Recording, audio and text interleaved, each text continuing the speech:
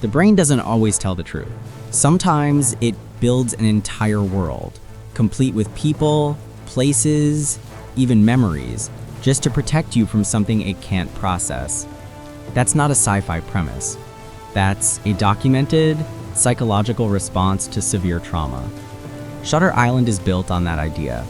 What happens when the story your mind constructs to keep you functional is the very thing stopping you from being helped. The answer's genuinely unsettling.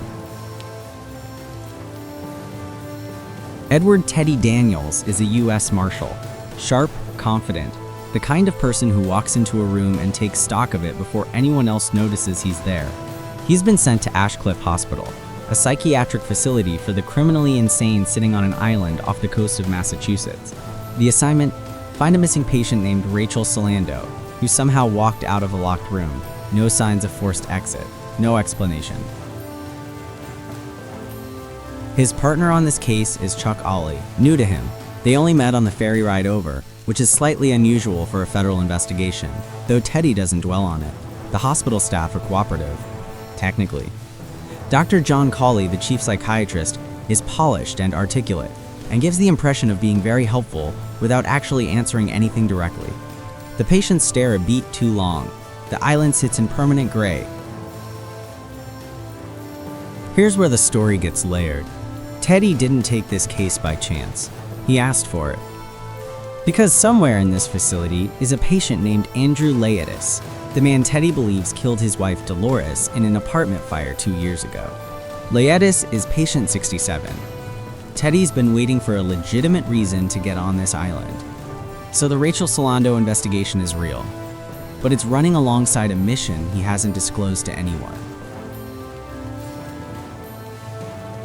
Then a hurricane hits. The island shuts down completely. No boats, no radio contact, no way out until the storm passes. And that's when Teddy's grip on things starts slipping.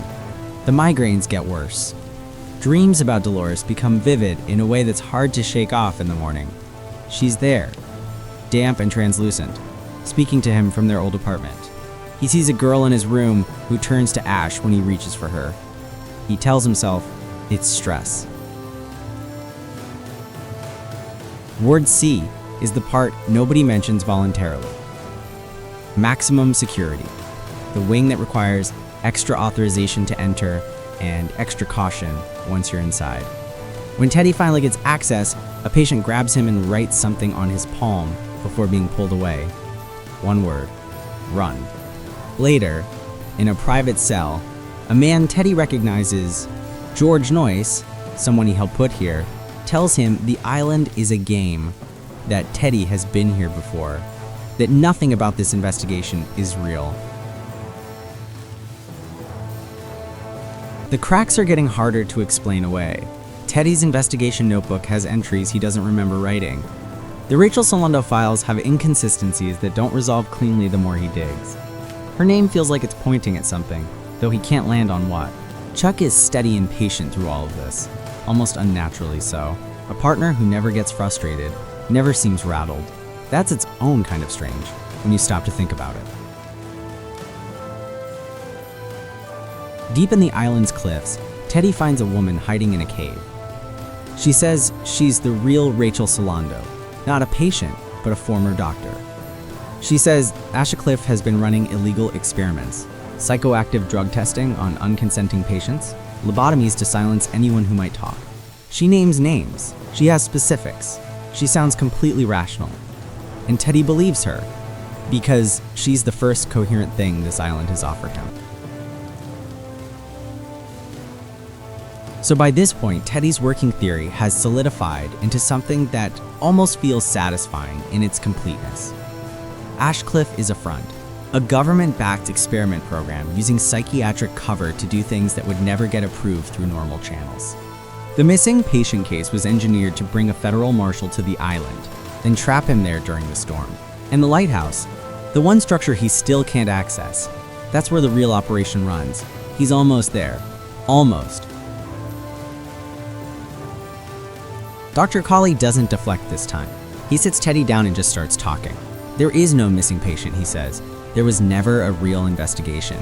The entire scenario, Rachel Solando, the case files, the access to Ward C was constructed, a therapeutic roleplay, because Teddy Daniels isn't a federal marshal.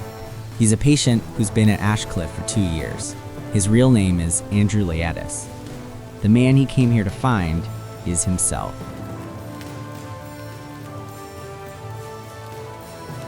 His wife Dolores didn't die in a fire.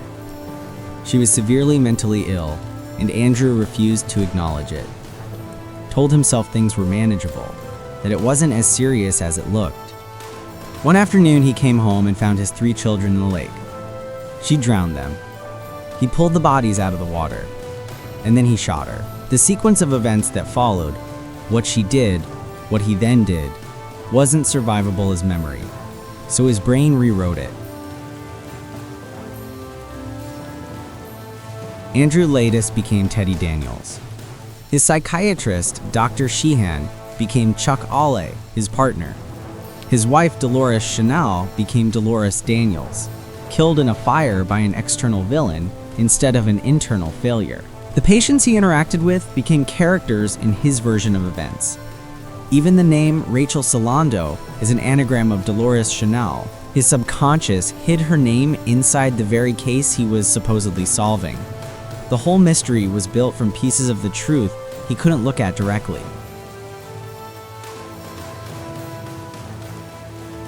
What Andrew's mind did has a clinical name: delusional reconstruction. When trauma is catastrophic enough, the brain can build a fully functional alternative narrative, not a daydream or a passing fantasy, but a complete internal reality with its own logic, its own timeline, its own cast. The person living inside it doesn't experience it as delusion. They experience it as Tuesday.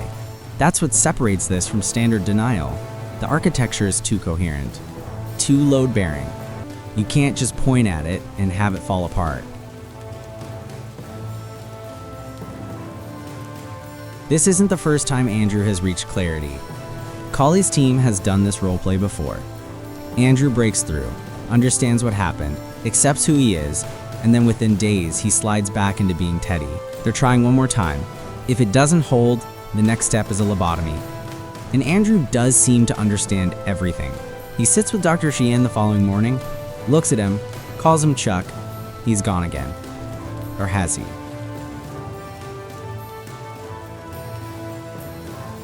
Right before they come for him, Andrew says something to Sheehan. Quietly, almost to himself. Which would be worse? To live as a monster, or to die as a good man? He's not Teddy anymore. He knows exactly what he did, he knows who he is, and he's choosing the lobotomy anyway. Not because the delusion has him again.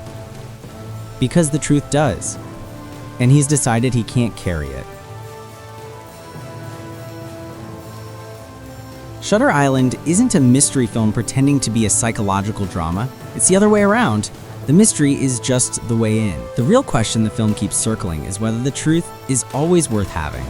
Andrew built a world where he was the grieving hero, because the version where he failed his family, ignored his wife's illness until it killed their children, was genuinely unlivable. The delusion wasn't weakness. It was a reasonable response to an unreasonable situation.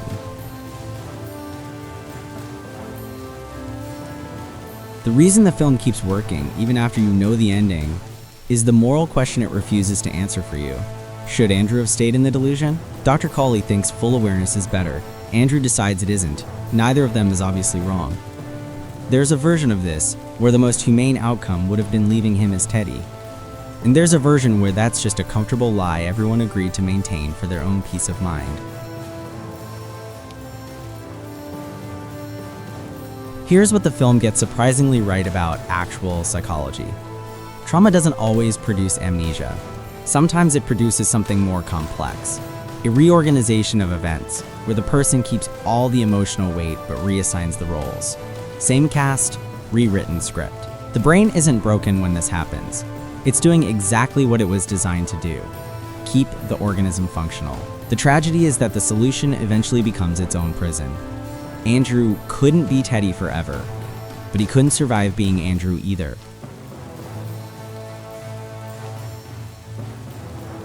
So here's the thing worth actually sitting with. How many of the stories we tell about ourselves are smaller versions of this? The mechanism is the same. Memory is reconstructive, not playback. We don't retrieve stored footage. We rebuild the event each time, and the rebuild is shaped by who we need ourselves to have been. Not maliciously, just inevitably. Shutter Island exaggerates that process into something cinematic and extreme. The underlying tendency it's pointing at isn't rare, it's just us. Andrew Laeddis walked into that lobotomy room as a good man. Or decided to, anyway. The lighthouse, the thing he fought so hard to reach, had no secret operation inside, just a building at the edge of the island. The real answer was always in him, buried under 2 years of careful reconstruction.